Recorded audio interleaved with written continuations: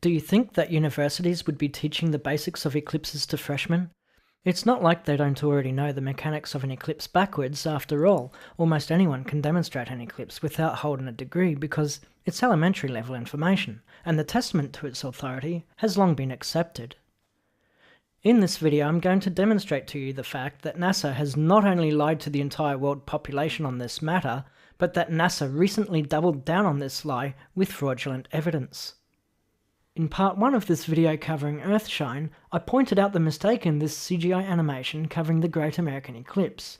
Now for that video I didn't have the time or resources to reanimate what an eclipse should have looked like, and instead used flags like this to stir your senses into re-examining what you'd been taught. I might point out that this is a great example of how a graphic artist without a degree in science can create such a compelling presentation. This that you're looking at is an echo chamber of what the scientific community teaches children and reinforces to adults what happens during a solar eclipse, while this simple diagram represents what should actually be happening. Let me explain the difference. During a total eclipse, an observer on the Earth who looks to the heavens will see that the Sun and the Moon are exactly the same size in the sky. These diagrams show the Sun to be much larger than the Moon, therefore every total eclipse diagram that you've ever seen and everything you're ever taught about eclipses is incorrect. These independent video examples are just a few of the thousands now available to watch on the internet that demonstrate the non-existence of a penumbra. They are all supporting evidence that point toward NASA alongside affiliated international space agencies that all represent major institutions, international academies, astronomical societies, universities, and a vast community of intellectuals worldwide, are blatantly defrauding the scientific and educational community of the knowledge and facts of where we live. Now I understand that this basic information goes way back before Operation Paperclip and the Nazi-instituted NASA even existed, but with the billions of taxpayer dollars taken from American citizens every year, alongside international investors of NASA space technologies and scientific research, somebody should have taken heed of this mistake and reported it by now. Several years ago, NASA posted this time-lapse video of Earth, purportedly from NOAA's Deep Space Climate Observatory satellite that's stationed a million miles away in outer space. Despite the fact that this looks 100% like the Photoshop airbrush tool was used to deface the infamous blue marble, you can plainly see what NASA purports to be the shadow of the Moon being cast upon the globe. Take note of the size and appearance of the shadow. NASA posted this video within 2 days of the American eclipse, once again asserting that this is actual time-lapse footage from the same satellite stationed a million miles into outer space. Again, take note of the size and the appearance of the shadow. To demonstrate my point, here is real video footage of the eclipse from a balloon. This is NASA's footage. Here is real video footage from a plane. This is NASA's footage. Here is real video footage from a mountaintop. This is NASA's footage.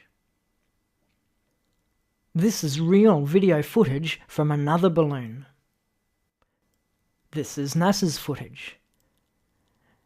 This is a moon shadow upon Jupiter. Do you notice the shadow? It's the same size as the moon. I could keep going all day, and it simply frames the inevitable truth that NASA has presented material to the world that it claims to be real when amateur and professional footage alike proves it to be otherwise.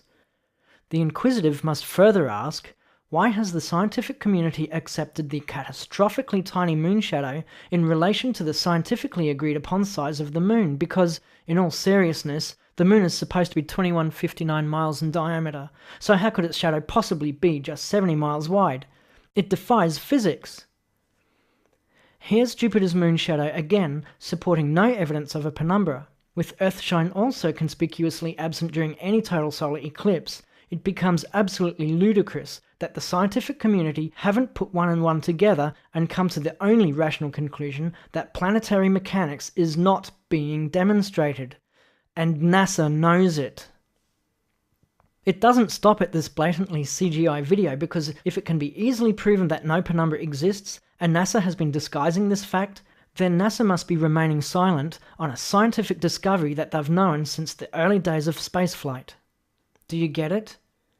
Do you get it? Yeah, there's only a surface. There's nothing inside. Is the sun actually, do you believe, combusting in on It's itself? not burning anything. There's no fusion in the sun. That's well understood. Proven. Yeah, well, there's not a way to prove that there is any. It's only in the flares that you get fusion. That's why all the X-rays. The flares, the arcs, and the X-rays, and the microwaves, and whatever result of fusion in the arcs. There's no fusion in the sun. They don't know how the sun works. It's not burning anything. It doesn't have to. It's a converter. Of what? I don't know. Nobody knows. But that's what it does. That's the only thing it can do, because that's how everything works. Transforming from another dimension. Yeah, you could say it's taking energy from another dimension, counter space. Astrophysicists and astronomers alike have a duty to re-examine the eclipse model that they were taught as a child. Further, NASA must be lawfully challenged over the fact that they have passed blatantly fraudulent CGI imagery as evidence from space to the world. We must also ask more fundamentally, how is it that the scientific community can remain derelict in their duty to identify such an error for generations? Many questions are now being asked of the entire space program by diligent individuals that are all beginning to ask the one question that will ultimately become of this inquiry. Where are we in the universe? I have further evidence of NASA JPL fraud involving Voyager 1 that I will discuss in my next video. So keep an ear out if you want to be the first to find out, and remember, together we're going to be awesome. Shalom.